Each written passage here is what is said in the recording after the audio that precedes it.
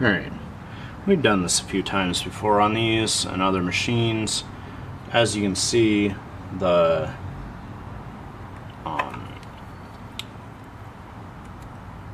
needle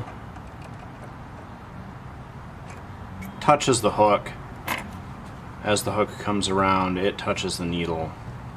So we're going to need to make sure there's the tiniest gap visible there.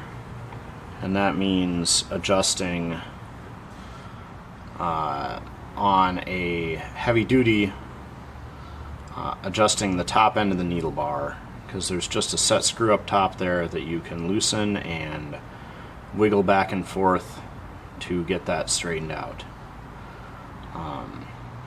Yeah, that's another thing on the list of stuff that seems to be not very well adjusted from the factory on these. One other issue that I've seen, and it's not visible in this shot, so I will change the camera angle again. Alright, set screw for the needle clearance is up top here, a little 2mm. Loosen the set screw, and then the top end of the needle bar here slides back and forth to adjust that. And then the other thing is, there were a rash of machines that I saw when I was doing warranty work where this bracket was the wrong shape. So yeah, if you get a machine from Amazon or wherever, definitely get your warranty work done on it. Open it up, test it out, because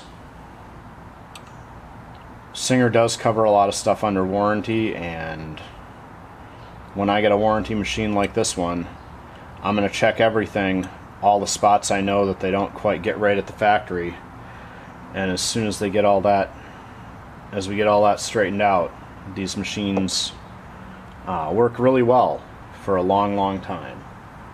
Alright, time to test this thing out. And I know I said that it feels like there's a lot of problems with quality control, but they manufacture and sell millions of these things because they're very popular and really good machines, and they've been doing it for a long time. And there's a second factor, and that is free returns. You know, Joanne went under recently. Amazon, Walmart, they don't know anything about sewing machines.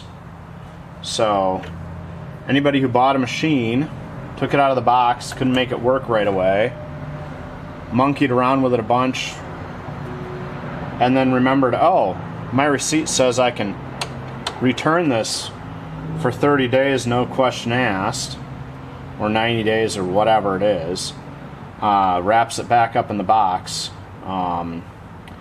and returns it, or even doesn't use it and returns it, ships it back and forth.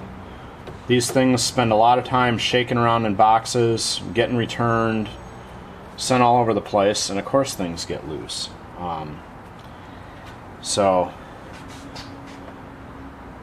I only see the ones that aren't working, but obviously they sell millions and millions of these and make millions and millions of them. And like I said, once I get them fixed up, they're good machines and easy to fix, which is a lot more than can be said for most of the machines on the market today. So